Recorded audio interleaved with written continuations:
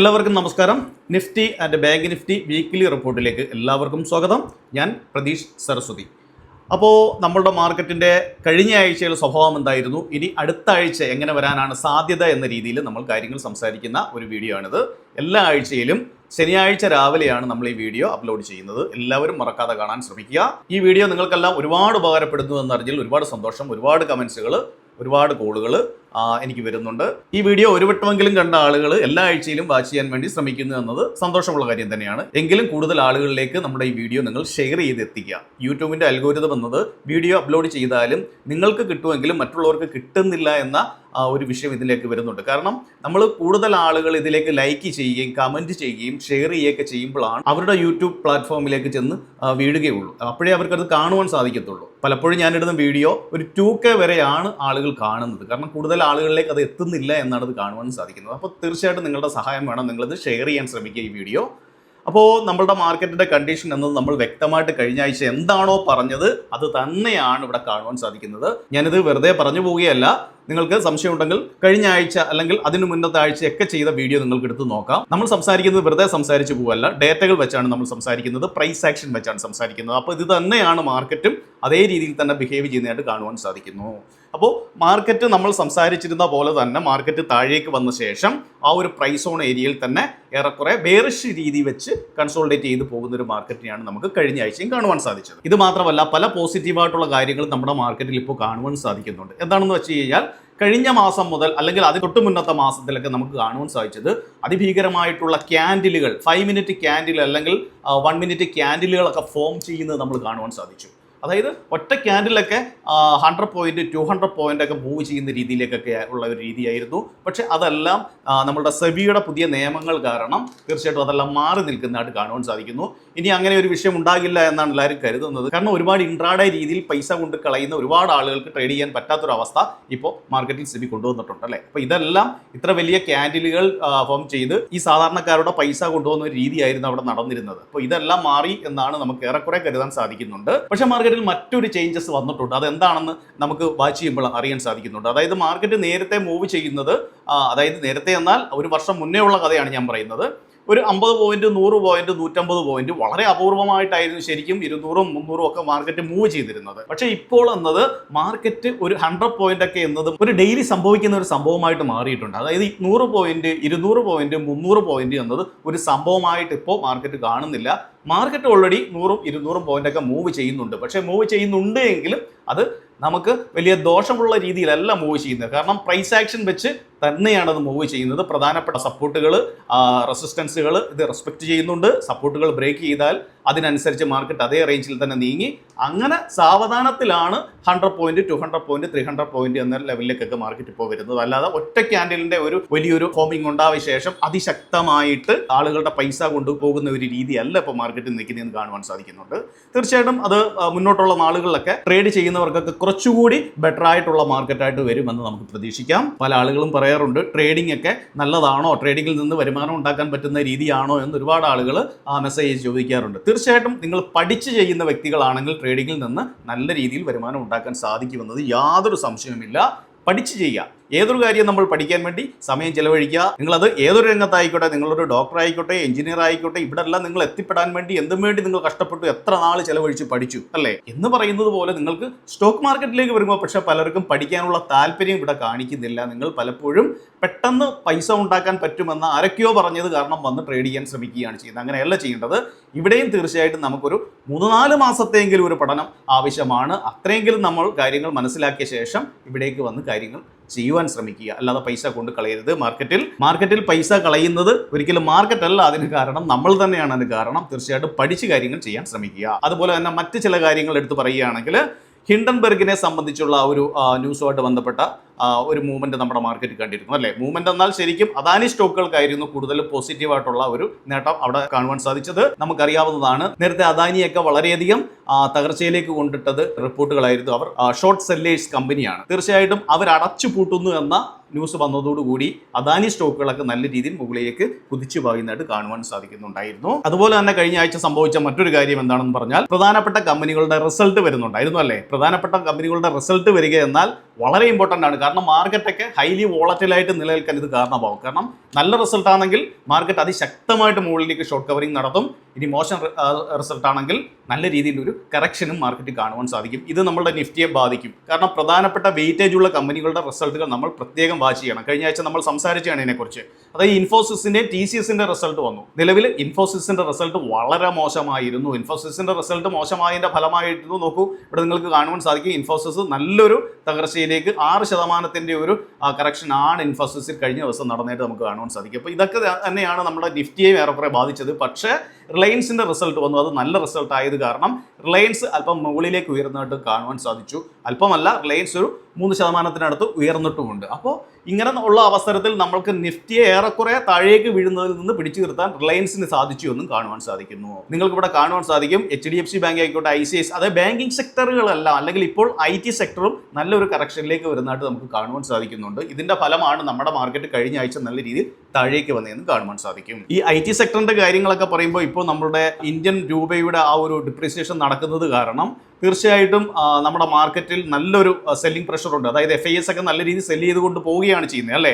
അപ്പോൾ ഈ ഒരു അവസ്ഥയിൽ IT സെക്ടറുമായിട്ട് ബന്ധപ്പെട്ട കമ്പനികൾക്കൊക്കെ നല്ല നേട്ടമാണ്. കാരണം എന്താണ്, അവർ വിദേശത്താണ് അവരുടെ കൂടുതലും കാര്യങ്ങൾ നടക്കുന്നത് അല്ലേ. അപ്പോൾ അവർക്ക് അവിടെ നിന്നുള്ള ഇൻകം ലഭിക്കുന്നത് എങ്ങനെയാണ്? ഡോളറിലാണ് ലഭിക്കുന്നത്. ഡോളറിൽ ലഭിക്കുമ്പോൾ നമ്മുടെ കൂടുതൽ പൈസ അവരിലേക്ക്, അതായത് ഇന്ത്യൻ കമ്പനികളെ സംബന്ധിച്ചാണ് പറയുന്നത്, അപ്പോൾ കൂടുതൽ പൈസ അവരിലേക്ക് എത്താനുള്ള സാധ്യത കൂടുതലാണ്. അപ്പോൾ തീർച്ചയായിട്ടും ഇപ്രാവശ്യം ഇങ്ങനെ സംഭവിച്ചത് കാരണം ഒരു പക്ഷേ അടുത്ത അവരുടെ റിസൾട്ട് വരുമ്പോൾ അവർക്കൊക്കെ പോസിറ്റീവായിട്ടുള്ള ഒരു റിസൾട്ട് വരാനുള്ള സാധ്യത വളരെ കൂടുതലാണ് IT കമ്പനികളെന്ന് സാരം. അതുകൊണ്ട് തന്നെയാണ് പല കമ്പനികളും താഴേക്ക് ഇടിഞ്ഞ് വീണപ്പോൾ നോക്കൂ, IT കമ്പനികളൊക്കെ ഇവിടെ ഇൻഫോസിസ് ഒക്കെ മുകളിലേക്ക് തന്നെ നിൽക്കുന്ന ഒരു അവസ്ഥയായിരുന്നു ഇപ്പോൾ തന്നെ കാണുവാൻ സാധിച്ചത്. പക്ഷേ ഇപ്പോൾ വന്ന റിസൾട്ടിന്റെ ഫലമായിട്ട് മാർക്കറ്റ് നല്ല രീതിയിൽ കറക്റ്റ് ചെയ്തു എന്നത് സത്യം തന്നെയാണ്. പക്ഷേ അടുത്ത റിസൾട്ടിലൊക്കെ ഒരുപാട് പ്രതീക്ഷകളാണ് ആളുകൾ വെച്ച് പുലർത്തുന്നത്. നല്ല റിസൾട്ട് തന്നെ IT കമ്പനിക്ക് ലഭിക്കുമെന്നാണ് പലരും കരുതുന്നത്. അതുപോലെ തന്നെ നമുക്ക് ഈ ആഴ്ച എടുത്തു പറയേണ്ട വളരെ പ്രധാനപ്പെട്ട ഒരു കാര്യം എന്നത് തിങ്കളാഴ്ച, അതായത് US പ്രസിഡന്റ് ട്രംപ് അധികാരത്തിലേക്ക് വരുന്ന ദിവസമാണ്. തീർച്ചയായിട്ടും മാർക്കറ്റ് എങ്ങനെ പ്രതികരിക്കും നമുക്ക് പറയാൻ പറ്റത്തില്ല. തീർച്ചയായിട്ടും നിങ്ങൾ വാച്ച് ചെയ്യാതെ. ഇതുപോലെ തന്നെ ഏറ്റവും പ്രധാനപ്പെട്ട നമുക്ക് ഇനി ഫെബ്രുവരി 1 വരുന്ന നമ്മുടെ ബജറ്റാണ്. ഒരു പക്ഷേ ഇന്ത്യൻ മാർക്കറ്റൊക്കെ ആ ഒരു ബജറ്റിന് വേണ്ടി ആയിരിക്കാം വെയിറ്റ് ചെയ്തിരിക്കുന്നത്. അതിനുശേഷം മാർക്കറ്റ് എങ്ങോട്ട് പോകും എന്ന് ഒരു തീരുമാനം എടുക്കാനുള്ള സാധ്യത വളരെ കൂടുതലാണ്. ഈ ആഴ്ചയിലെ പ്രധാനപ്പെട്ട ഇവന്റുകളെ കുറിച്ച് നമുക്ക് പറയുകയാണെങ്കിൽ പ്രത്യേകിച്ച് വലിയ ഇവന്റുകളൊന്നുമില്ല. പക്ഷേ പ്രധാനപ്പെട്ട കമ്പനികളുടെ റിസൾട്ട് എന്നത് വലിയ ഇവന്റ് തന്നെയാണ്. എങ്കിലും മറ്റ് ഇവന്റുകളൊന്നും പ്രത്യേകിച്ച് നമുക്ക് ഈ ആഴ്ച ശല്യം ചെയ്യുന്നില്ല എന്ന് സത്യം തന്നെയാണ്. പക്ഷേ ഏറ്റവും പ്രധാനപ്പെട്ട കമ്പനികളുടെ റിസൾട്ട് ഈ ആഴ്ച വരുന്നുണ്ട് എന്ന് നോക്കുക. നിഫ്റ്റി 50-ലെ 1-ാം നമ്പർ വെയിറ്റേജ് ഉള്ള HDFC ബാങ്കിന്റെ റിസൾട്ട് ചൊവ്വാഴ്ചയാണ് വരുന്നതെന്ന കാര്യം പ്രത്യേകം ഓർക്കുക. മാർക്കറ്റ് അതിശക്തമായിട്ടുള്ള ഒരു വോളറ്റിലിറ്റി വരാനുള്ള സാധ്യത വളരെ കൂടുതലാണ്. ചൊവ്വാഴ്ച റിസൾട്ട് വന്നാൽ ബുധനാഴ്ച ആയിരിക്കും ആ വോളറ്റിലിറ്റിക്കുള്ള സാധ്യത കൂടുതലായിട്ട് വരുന്നത്. അതുപോലെ തന്നെ ശനിയാഴ്ചയായ ഇന്ന് കൊടാക് ബാങ്കിന്റെ റിസൾട്ടും വരുന്നുണ്ട്. അപ്പോൾ ഇതെല്ലാം മാർക്കറ്റിൽ ആ ഒരു വോളറ്റിലിറ്റിക്ക് കാരണമാവും. മാർക്കറ്റ് ഏതെങ്കിലും ഒരു സൈഡിലേക്ക് മൂവ് ചെയ്ത് നീങ്ങും എന്ന് നമുക്ക് പറയാൻ പറ്റത്തില്ല. പക്ഷേ അത് നല്ലൊരു വോളറ്റിലിറ്റിക്ക്, മുകളിലേക്കും താഴേക്കും ഉള്ള ഒരു വോളറ്റിലിറ്റിക്ക് വളരെ കാരണമാകാം ഈ റിസൾട്ടുകളെന്ന് പ്രത്യേകം ഓർക്കുക. അപ്പോൾ നമുക്ക് നേരെ നമ്മളുടെ കാര്യങ്ങളിലേക്ക് കടക്കാം. ഇനി മാർക്കറ്റിന്റെ കഴിഞ്ഞ ആഴ്ചയുള്ള അവസ്ഥ, ഇനി അടുത്ത ആഴ്ച എങ്ങനെയായിരിക്കും എന്നതിനെക്കുറിച്ചൊക്കെ നമുക്കൊന്ന് സംസാരിക്കാം. കഴിഞ്ഞ ആഴ്ചയിലെ കാര്യത്തിലേക്ക് പോകുന്നതിന് മുന്നേ ഒരു കാര്യം പറയാനുള്ളത്, ഇപ്പോൾ നമ്മുടെ മാർക്കറ്റിൽ USD INR എടുത്ത് നോക്കിയാൽ കാണുവാൻ സാധിക്കുന്നത് ഇന്ത്യൻ റുപ്പീസിന്റെ ഒരു പവർ ഇല്ലാതാവുന്നതാണ് ഇവിടെ കാണുവാൻ സാധിക്കുന്നത്. ഇപ്പോൾ $1 86 രൂപ 55 പൈസ എന്ന അവസ്ഥയിലാണ് ഇപ്പോൾ ഇന്ത്യൻ റുപ്പീസ് കിടക്കുന്നത്. ഈ ഒരു അവസ്ഥയിൽ നല്ല രീതിയിലുള്ള FISന്റെ ഒരു സെല്ലിംഗ് തന്നെയാണ് ഇവിടെ കാണുവാൻ സാധിക്കുന്നത്. പക്ഷേ ഇപ്പോൾ പുതിയ RBIയുടെ ചില തീരുമാനങ്ങളൊക്കെ വന്നതായിട്ട് വരുന്നു. അതായത് വിദേശികൾക്കും പുറത്തുള്ള നാടുകളിൽ നിന്നും അക്കൗണ്ടുകളും മറ്റും ഇന്ത്യൻ റുപ്പീസിൽ തന്നെ സ്റ്റാർട്ട് ചെയ്യാൻ പറ്റും എന്ന രീതിയിലൊക്കെ നിയമങ്ങളൊക്കെ ഇനി വരാൻ പോകുന്നുണ്ട്. തീർച്ചയായിട്ടും അത് ഇന്ത്യൻ റുപ്പീസിന് കുറച്ച് പവർ കൊണ്ട് കൊടുക്കുന്ന അവസ്ഥയിലേക്കൊക്കെ വരുമെന്ന് നമുക്ക് പ്രതീക്ഷിക്കാം. അപ്പോൾ നമ്മുടെ മാർക്കറ്റിലേക്ക് വരികയാണെങ്കിൽ നിഫ്റ്റിയെ സംബന്ധിച്ച് തന്നെ നമുക്ക് ആദ്യം സംസാരിക്കാം. പക്ഷേ ഇപ്രാവശ്യം നമുക്ക് നിഫ്റ്റിയെ സംബന്ധിച്ച് സംസാരിക്കുന്നതിനേക്കാൾ മുന്നേ നമുക്ക് ബാങ്ക് നിഫ്റ്റിയിലേക്ക് പോയി സംസാരിക്കുന്നതായിരിക്കും കുറച്ചുകൂടെ ബെറ്റർ. നമ്മൾ ബാങ്ക് നിഫ്റ്റിയുടെ കാര്യം പറഞ്ഞപ്പോൾ കഴിഞ്ഞ വീഡിയോ കണ്ടവർക്ക് വ്യക്തമായിട്ട് അറിയാം. എത്ര ദിവസം മുന്നെയാണ് നമ്മൾ സംസാരിച്ചത്? 1, 2, 3, 4, 5, അതായത് ജനുവരി 10 വന്ന ഈ ഒരു റെഡ് ക്യാൻഡലിന്റെ ഭാഗത്ത് വെച്ചായിരുന്നു നമ്മൾ കഴിഞ്ഞ വീഡിയോ ചെയ്തത് അല്ലേ. അപ്പോൾ ഈ ക്യാൻഡലിന് ശേഷം എന്താണ് കഴിഞ്ഞ വീഡിയോയിൽ സംസാരിച്ചിരുന്നത്? തീർച്ചയായിട്ടും ബാങ്ക് നിഫ്റ്റി നല്ല ഒരു പ്രധാനപ്പെട്ട റേഞ്ച് ബ്രേക്ക് ചെയ്ത് ഒരു ട്രെൻഡ് ലൈനാണ് ഞാൻ ഇവിടെ വരച്ചിരിക്കുന്നത്. നിങ്ങൾക്കിവിടെ വ്യക്തമായിട്ട് കാണാൻ സാധിക്കും, കണ്ടില്ലേ? അപ്പോൾ ഇതിനെ ബ്രേക്ക് ചെയ്ത് ശക്തമായ മൊമെന്റത്തിൽ നിൽക്കുന്ന മാർക്കറ്റാണ് വന്നിരിക്കുന്നത് അല്ലേ. അപ്പോൾ കഴിഞ്ഞ ആഴ്ച എന്താണ് ഞാൻ സംസാരിച്ചത് നിങ്ങളോട്? ഈ മാർക്കറ്റ് ഇത്രമാത്രം കറക്റ്റ് ചെയ്ത് താഴേക്ക് വന്നുവെങ്കിലും ബാങ്ക് നിഫ്റ്റി എവിടേക്കാണ് വന്ന് വീണിരിക്കുന്നതെന്ന് ഞാൻ പറഞ്ഞു. ഈ ഒരു പ്രൈസ് സോണിലേക്കാണെന്ന് പറഞ്ഞു. പ്രൈസ് സോൺ എന്നാൽ ഒരു പ്രധാനപ്പെട്ട പ്രൈസ് സോണിലേക്കാണ് ബാങ്ക് നിഫ്റ്റി വന്ന് വീഴുന്നത് അല്ലേ. അപ്പോൾ അങ്ങനെയുള്ള പ്രൈസ് സോൺ ഇവിടെ നിലനിൽക്കുമ്പോൾ തീർച്ചയായിട്ടും താഴേക്ക് മാർക്കറ്റ് അത്രമാത്രം കറക്റ്റ് ചെയ്ത് ഒറ്റയടിക്ക് താഴേക്ക് പോകില്ല എന്ന് നമുക്ക് വിശ്വാസമുണ്ടായിരുന്നു. ഒന്നാമത്തെ കാര്യം അതായിരുന്നു. പിന്നെ നമ്മൾ മറ്റൊരു കാര്യം ഇവിടെ നിന്നും ഇത്രയും കറക്റ്റ് ചെയ്ത് വന്നുവെങ്കിൽ ഒരു നല്ലൊരു റീട്രേസ് എടുത്ത് മാർക്കറ്റ് മുകളിലേക്ക് പോകുമെന്ന് നമ്മൾ പറഞ്ഞു അല്ലേ. എവിടം വരെ പോകാം? നമ്മൾ ഈ വരച്ചിരിക്കുന്ന ട്രെൻഡ് ലൈനിന്റെ അടുത്തേക്ക് തന്നെ മാർക്കറ്റ് പോകുമെന്ന് പറഞ്ഞിരുന്നു അല്ലേ. അവിടെ തന്നെ മാർക്കറ്റ് ചെന്നു, കണ്ടില്ലേ, ശക്തമായ ഒരു ഷോർട്ട് കവറിംഗ് മുകളിലേക്ക് നടന്നിരിക്കുന്നു. അതിനുശേഷം മാർക്കറ്റ് റിജക്ട് ചെയ്ത് താഴേക്ക് വരികയും ചെയ്തിരിക്കുന്നു. അപ്പോൾ ഒരു ബെയറിഷ് ടെറിട്ടറി തന്നെയാണ് മാർക്കറ്റ് എങ്കിലും ഈ ഒരു പ്രൈസ് സോണിൽ നിന്ന് മാർക്കറ്റ് ഒന്ന് ജമ്പ് ചെയ്യാനുള്ള സാധ്യത ഉണ്ടെന്ന് പറഞ്ഞു. വ്യക്തമായിട്ട് അത് തന്നെയാണ് ഇവിടെ കാണുവാൻ സാധിച്ചത്. നമ്മൾ രണ്ടാമത് മറ്റൊരു കാര്യം പറഞ്ഞായിരുന്നു, ബാങ്ക് നിഫ്റ്റി ഇവിടെ നിന്നും ശക്തമായ ഒരു മുകളിലേക്ക് ഒരു ഷോർട്ട് കവറിംഗിനുള്ള സാധ്യതയുണ്ട് എന്ന് പറയുവാൻ നമ്മൾ മറ്റൊരു കാര്യം കൂടി നോക്കിയിരുന്നു. എന്തായിരുന്നു അത്? നമ്മൾ നേരെ ഇങ്ങോട്ട് വരാം. നമ്മളിവിടെ ബാങ്ക് നിഫ്റ്റിയുടെ RSI നമ്മൾ നോക്കിയിരുന്നു അല്ലേ. നമ്മൾ ബാങ്ക് നിഫ്റ്റിയുടെ RSI നോക്കുമ്പോൾ എന്തായിരുന്നു കാണുവാൻ സാധിച്ചത്? 30-ന് താഴെ, അതായത് ഓവർ സോൾഡ് എന്ന അവസ്ഥയിലായിരുന്നു ബാങ്ക് നിഫ്റ്റി ഉണ്ടായിരുന്നത് അല്ലേ. അപ്പോൾ തീർച്ചയായിട്ടും ബാങ്ക് നിഫ്റ്റി ഇത്രയും താഴെ വന്ന ബാങ്ക് നിഫ്റ്റി മുകളിലേക്ക് ഒരു ഷോർട്ട് കവറിങ്ങിനുള്ള സാധ്യത വളരെ കൂടുതലാണെന്ന് പറഞ്ഞിരുന്നു അല്ലേ.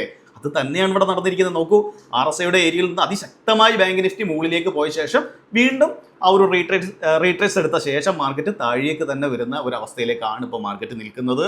നിലവിൽ ശരിക്കും ഒരു കൺസോൾട്ടേഷൻ ലെവലിലേക്ക് അല്ലെങ്കിൽ ബെയറിഷ് വിത്ത് കൺസോൾട്ടേഷൻ എന്ന അവസ്ഥയിലാണ് മാർക്കറ്റ് നിൽക്കുന്നത്. അത് ഏതൊരു സമയം വരെ പോകാമെന്ന് വെച്ച് കഴിഞ്ഞാൽ തീർച്ചയായിട്ടും നമുക്ക് നമ്മുടെ ബജറ്റിന്റെ ആ ഒരു ഡേ, അതായത് അടുത്ത മാസം 1-ാം തീയതി നടക്കുന്ന ബജറ്റിന്റെ ആ ഒരു ദിവസമായിരിക്കും തീരുമാനിക്കുക.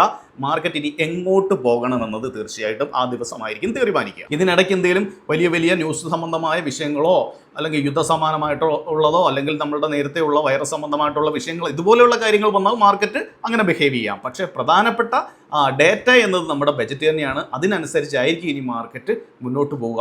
ഇത് മാത്രമല്ല, നമ്മളുടെ രൂപയുടെ ഒരു പവർ തിരിച്ചെന്നാണോ വരുന്നത്, അതും വളരെ ഒരു ഇമ്പോർട്ടൻ്റ് ആയിട്ടുള്ള കാര്യമാണെന്ന് മനസ്സിൽ വെക്കുക. അപ്പോൾ ബാങ്ക് നിഫ്റ്റിയിൽ ഇനി ഒരു കൺസോൾട്ടേഷൻ ലെവലിലേക്ക് ബാങ്ക് നിഫ്റ്റി പോവുകയാണോ എന്ന് തീർച്ചയായിട്ടും നോക്കുക. കാരണം ഇനി ബാങ്ക് നിഫ്റ്റി പ്രധാനപ്പെട്ട ഒരു റേഞ്ചിലേക്കാണ് വന്ന് വീഴുന്നത്. ബാങ്ക് നിഫ്റ്റിയുടെ ഈ ഒരു റേഞ്ച് ബ്രേക്ക് ചെയ്ത് കഴിഞ്ഞാൽ തീർച്ചയായിട്ടും ബാങ്ക് നിഫ്റ്റി കുറച്ചുകൂടി ഒരു കറക്ഷനിലേക്ക് വരാനുള്ള സാധ്യത വളരെ കൂടുതലാണ്. അതായത് ബാങ്ക് നിഫ്റ്റി നിലവിൽ നല്ലൊരു സപ്പോർട്ട് ഏരിയയിലാണ് നിൽക്കുന്നത് അല്ലേ.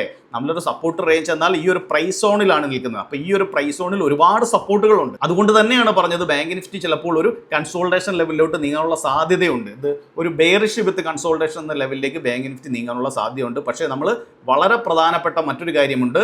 നമ്മൾ നേരത്തെ സംസാരിച്ചതുപോലെ തന്നെ HDFC ബാങ്ക് നമ്മളുടെ നിഫ്റ്റിയിൽ അല്ലെങ്കിൽ ബാങ്ക് നിഫ്റ്റിയിലേക്ക് ഏറ്റവും കൂടുതൽ വെയിറ്റേജ് ഉള്ള ഒരു സ്റ്റോക്കാണ് HDFC ബാങ്ക്. ചൊവ്വാഴ്ച HDFC ബാങ്കിന്റെ റിസൾട്ട് ഉണ്ട്. അത് വളരെ ഇമ്പോർട്ടൻ്റ് ആണ്. ഓൾറെഡി HDFC ബാങ്ക് ഒക്കെ നല്ല രീതിയിൽ കറക്റ്റ് ചെയ്ത് താഴേക്ക് വന്ന് നിൽക്കുന്ന ഒരു അവസ്ഥയിലാണ് നിൽക്കുന്നത്. അപ്പോൾ ഓവർ സോൾഡ് എന്ന അവസ്ഥയിലാണ് HDFC ബാങ്ക് നിൽക്കുന്നത്. അപ്പോൾ അവരെ സംബന്ധിച്ച് നല്ലൊരു ന്യൂസ് ഉണ്ടായാൽ തീർച്ചയായിട്ടും ശക്തമായ രീതിയിൽ മുകളിലേക്ക് ഒരു മൂവ്മെന്റ് ഒക്കെ ഉണ്ടാവാനുള്ള സാധ്യത കൂടുതലാണ്. നല്ല റിസൾട്ട് വന്നു കഴിഞ്ഞാലുള്ള കാര്യമാണ് പറയുന്നത്. എങ്കിലും മറ്റു ബാങ്കുകളുടെ പ്രകടനം ഒരു ഇമ്പോർട്ടൻ്റ് ആണ്. അങ്ങനെ വരികയാണെങ്കിൽ ബാങ്ക് നിഫ്റ്റി ഒരു കൺസോൾട്ടേഷൻ രീതിയിലേക്ക് പോകാനുള്ള സാധ്യത വളരെ കൂടുതലാണ്. തീർച്ചയായിട്ടും നിങ്ങൾക്ക് വാച്ച് ചെയ്യാം.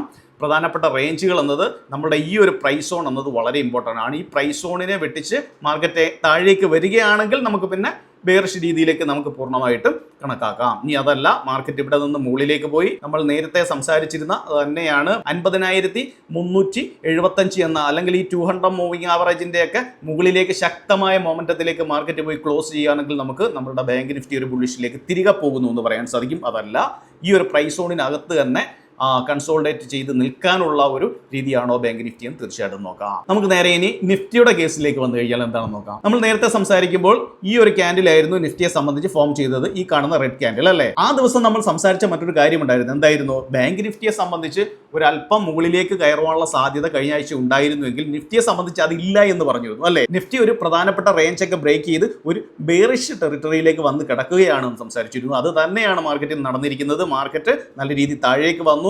ബാങ്ക് നിഫ്റ്റി മുകളിലേക്ക് പോകുന്നത് കാരണം മാത്രം ചെറിയ രീതിയിൽ മുകളിലേക്ക് ഒന്ന് പോകുക മാത്രമാണ് നിഫ്റ്റി ചെയ്തത്. പക്ഷെ നിങ്ങൾ ഇവിടെ നോക്കുമ്പോൾ കാണുവാൻ സാധിക്കും എല്ലാ ക്യാൻഡിലുകളും റെഡിലേക്ക് പോയി ക്ലോസ് ചെയ്തിരിക്കുന്നു. ഒരു ക്യാൻഡിൽ ഇൻഡിസിഷൻ ക്യാൻഡിലാണ് എങ്കിൽ ബാക്കിയുള്ള ക്യാൻഡിലുകളെല്ലാം റെഡിലാണ് ക്ലോസ് ചെയ്തിരിക്കുന്നത്. അതായത് ഓപ്പൺ ചെയ്തതിൽ നിന്ന് വളരെ താഴെയാണ് എല്ലാ ദിവസവും വന്ന് ക്ലോസ് ചെയ്തിരിക്കുന്നത്. ഈ കഴിഞ്ഞ ദിവസത്തെ കാര്യം എടുത്താൽ തന്നെ താഴെയാണ് ക്ലോസ് ചെയ്തിരിക്കുന്നത് കാണുവാൻ സാധിക്കും. അപ്പോൾ നിഫ്റ്റിയെ സംബന്ധിച്ച് വളരെ ഒരു ബെയറിഷ് രീതി തന്നെ നിലനിർത്തുന്ന രീതിയിലാണ് നിലനിൽക്കുന്നത്. ഇനി നമ്മുടെ മാർക്കറ്റിനെ സംബന്ധിച്ച് ഒരു രക്ഷ എന്നത് FISന്റെ ബൈങ് തന്നെയാണ്. FIS മുകളിലേക്ക് മാർക്കറ്റ് എത്ര കയറുന്നോ അവർ സെല്ല് ചെയ്യാൻ തയ്യാറായി തന്നെ നിൽക്കുകയാണ്. കാരണം ഇവിടെ നിങ്ങൾക്ക് ഈ ക്യാൻഡിലുകളെല്ലാം കാണുവാൻ സാധിക്കും.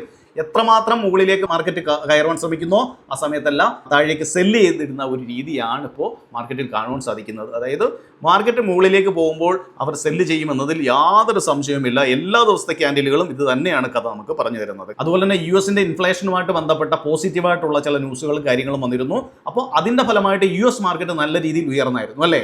US മാർക്കറ്റ് നല്ല രീതിയിൽ ഉയർന്ന സമയത്തെന്നാൽ ഇന്ത്യൻ മാർക്കറ്റിനെ സംബന്ധിച്ചും എല്ലാവരും പറഞ്ഞു ഇത് ഉയരാനുള്ള സാധ്യതയുണ്ട് എന്ന്. അപ്പോൾ ഞങ്ങൾ ഇവിടെ സംസാരിച്ച ഒരു കാര്യം നിങ്ങളോട് പറയുകയാണ്. അതായത് ഈ FIAs പലപ്പോഴും നമ്മുടെ മാർക്കറ്റിൽ നിന്ന് ഊരിപ്പോകാനുള്ള ശ്രമമാണ് ഇപ്പോൾ നടത്തിക്കൊണ്ടിരിക്കുന്നത്. അവർ കൂടുതലും ഗവൺമെന്റ് ബോണ്ടുകൾ, അതായത് US-ന്റെ ഗവൺമെന്റ് ബോണ്ട്സിലൊക്കെ നല്ല രീതിയിൽ ഒരു ഇൻട്രസ്റ്റ് അവർക്ക് അവിടെ ലഭിക്കുന്നുണ്ട്. അവിടെ അവർ ഇൻവെസ്റ്റ് ചെയ്യുക, അവർക്ക് വളരെ ഒരു റിസ്ക്കും ഇല്ലാതെ അവിടെ ലഭിക്കുന്നുണ്ട്. അവിടെ ഇൻവെസ്റ്റ് ചെയ്യാൻ അല്ലെങ്കിൽ അവിടുത്തെ സ്റ്റോക്കുകൾ ഇൻവെസ്റ്റ് ചെയ്യാനാണ് അവർക്ക് ഇപ്പോൾ കൂടുതൽ താല്പര്യം പ്രകടിപ്പിക്കുന്നത്. അപ്പോൾ തീർച്ചയായിട്ടും FIAs ഒക്കെ US മാർക്കറ്റിനെ നല്ല രീതിയിൽ ആ ഒരു പോസിറ്റീവ് ന്യൂസിന്റെ ഫലമായിട്ട് US മാർക്കറ്റിനെ ഉയർത്താൻ ശ്രമിക്കും. ഇതിന്റെ ഫലമായിട്ട് നമ്മുടെ മാർക്കറ്റും തീർച്ചയായിട്ടും നല്ലൊരു ഗ്യാപ്പ് അപ്പിലേക്ക് വരാനുള്ള സാധ്യത കഴിഞ്ഞ ദിവസങ്ങളിൽ കണ്ടിരുന്നു എന്നല്ല, നടന്നിരുന്നു. ഈ ഗ്യാപ്പ് അപ്പ് വരുന്ന സമയത്ത് ഈ സാധാരണക്കാരെല്ലാം മാർക്കറ്റ് ഉയരുന്നു എന്ന രീതിയിൽ നല്ല രീതിയിൽ വാങ്ങിക്കൂട്ടാനാണ് ശ്രമിക്കുന്നത്. ഈ വാങ്ങിക്കൂട്ടാൻ ശ്രമിക്കുന്ന സമയത്ത് മാർക്കറ്റിനെ നല്ല രീതിയിൽ FIAs-ന് മുകളിൽ കിട്ടുകയും അവർ നല്ല രീതിയിൽ സെല്ല് ചെയ്ത് അവർ ഇവിടുന്ന് രക്ഷപ്പെടുകയും ചെയ്യുന്ന ഒരു രീതിയാണ് ഇവിടെ കാണുന്നത്. കഴിഞ്ഞ ദിവസവും ഇത് തന്നെയാണ് നടന്നത്.